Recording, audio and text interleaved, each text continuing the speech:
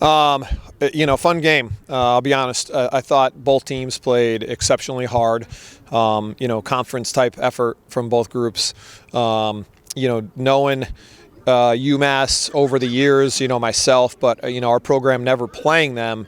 We as coaches, we tried to talk to our guys just about the DNA of that program.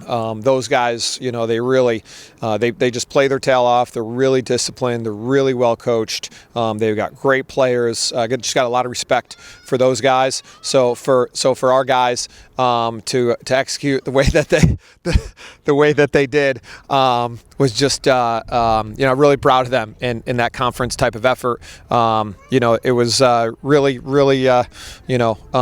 just kind of grind it out for both teams, to be honest with you. So proud of our guys, and just again have a lot of respect for UMass and their players and coaches. Richmond and UMass are basically arch rivals in a lot of other sports.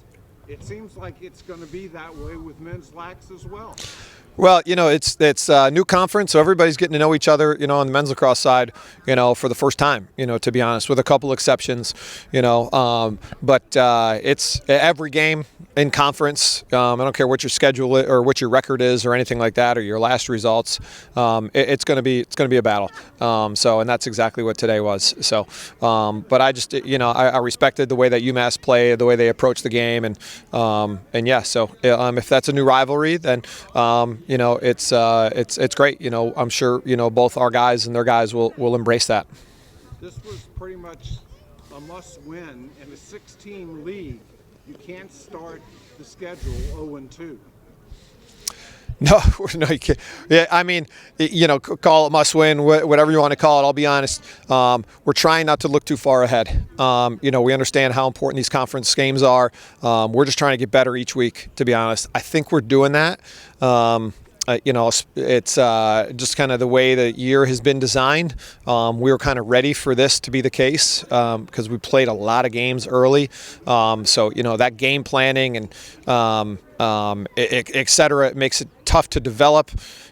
You learn a lot in the games, and you get that game experience. And, now week to week, it's only one game, and, we're getting better. So that's going to be the goal next week as well. Final question about Dalton Young. He had 2 goals, 5 assists today. It was his third 7-point game in a row.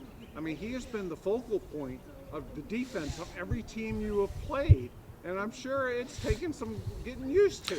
Well, I mean, obviously, anybody who follows Richmond lacrosse knows how good of a player Dalton is. Anybody who knows the even deeper knows how hard of a worker he is.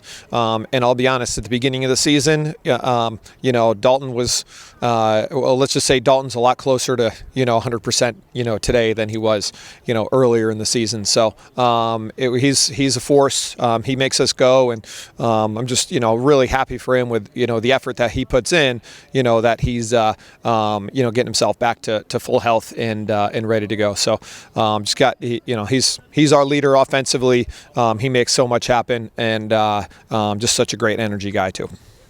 First Atlantic 10 win, so obviously I have something to celebrate there. I mean, it was all around great team win. I mean, just both ends of the field.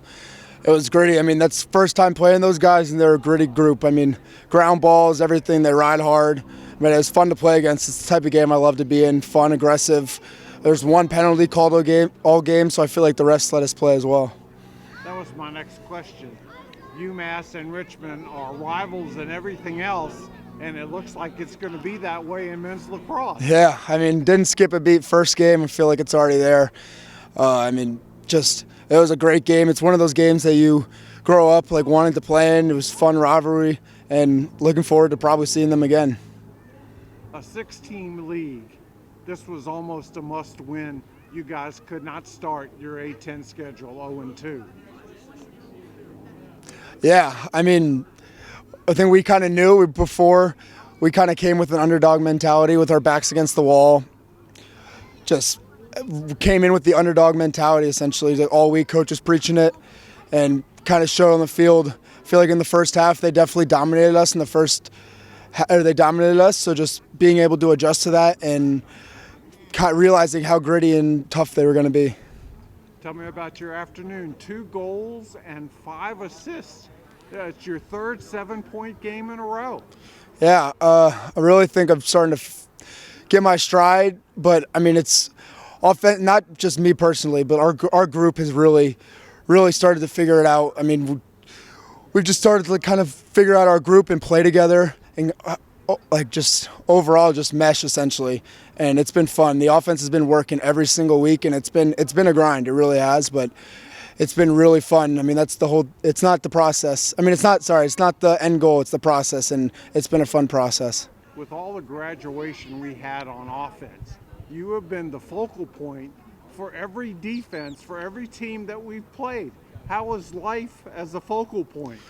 It's definitely been an adjustment. I mean, my good friend Ryan Lanchberry taking a lot of the attention these last few years and seeing him gone. But we've had some guys step up.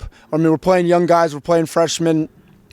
Luke and Lance as juniors becoming leaders, and like I said before, the group has really just come together really well. A huge win. Everything from here on out is A10. You guys need to keep notching the victories.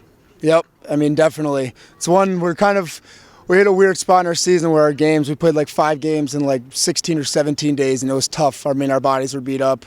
The games were just really tough, and now having these full weeks to prepare and rest and get our 3 lifts in, I mean, it's been great. And I think it's kind of shown on the field just how rested we've been and how ready and prepared we've been for these games.